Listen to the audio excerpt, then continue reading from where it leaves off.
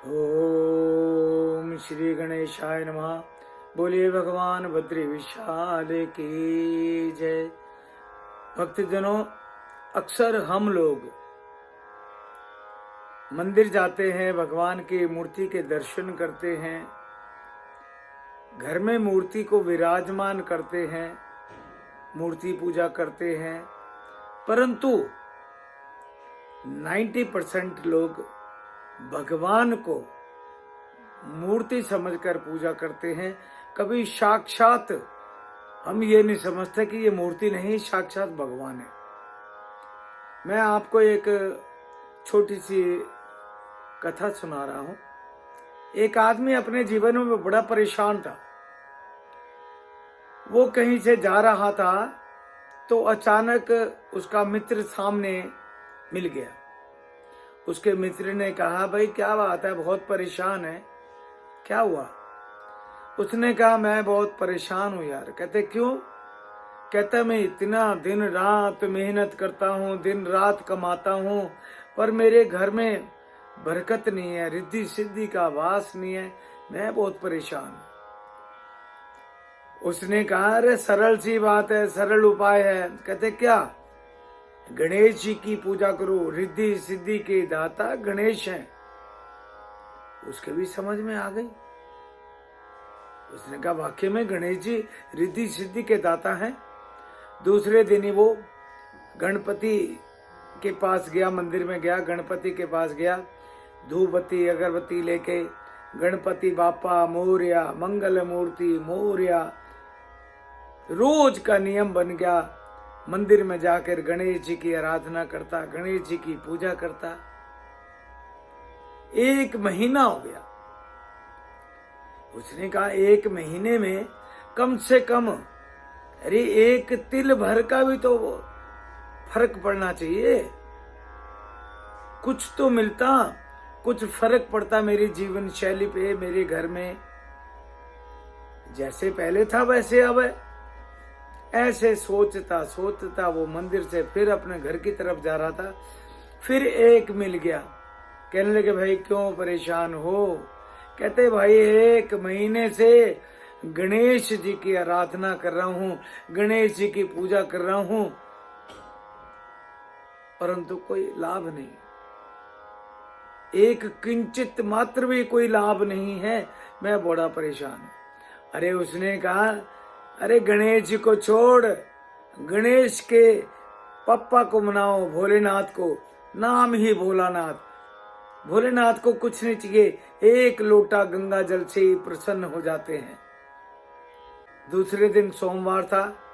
भगवान शिव के मंदिर में गए, उसी मंदिर में गए और भगवान शिव को जल अर्पित किया।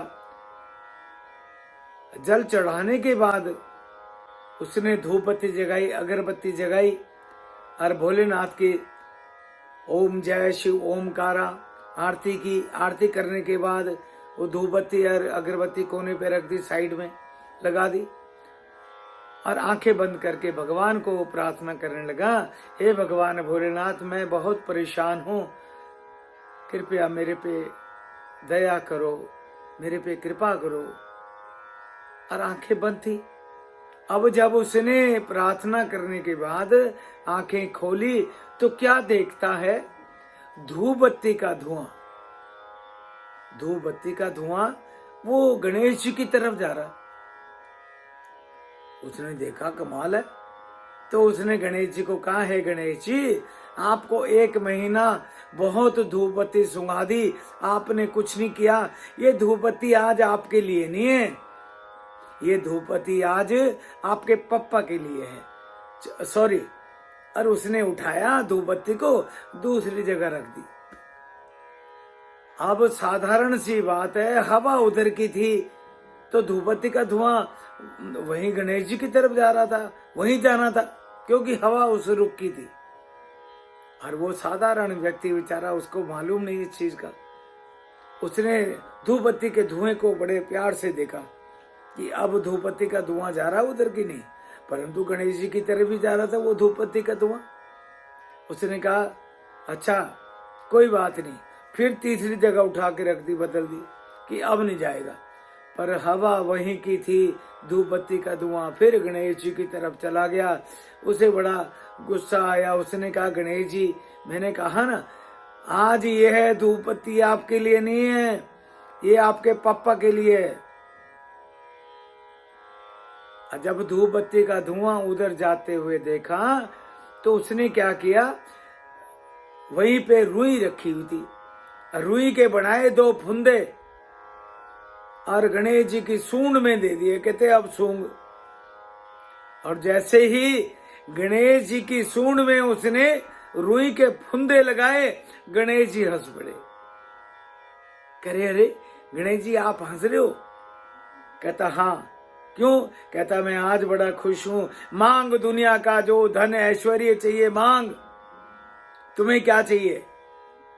कहते बाबा आज आप बड़े खुश हैं, क्यों? कहते मैं इसलिए खुश हूं कि दुनिया वालों ने आज तक मुझे यहाँ पर मूर्ति समझा। जीवन में पहला इंसान तू है जिसने मुझे साक्षात गणेश समझा। इसलिए मांग जो दुनिया का धन ऐश्वर्य चाहिए मांग। तो भक्तों, कहने का तात्पर्य मेरा ये है कि हम लोग भगवान की मूर्ति की पूजा करते हैं, चाहे घर हो चाहे मंदिर। अब घर में देखिए 3 टाइम हम भोजन करते हैं, तो भगवान को भी 3 टाइम, सुबह बाल भोग लगता है, दिन में राजभोग लगता है, शाम को आरती करते ही भगवान को भोग लगाओ, शयन कराओ। यह समझो कि यह साक्षात भगवान मेरे घर में विराजमान है। जिस दिन आप ये समझ लोगे तो साक्षात स्वयं भगवान ही स्वयं आपके घर में आके विराजमान हो जाएंगे।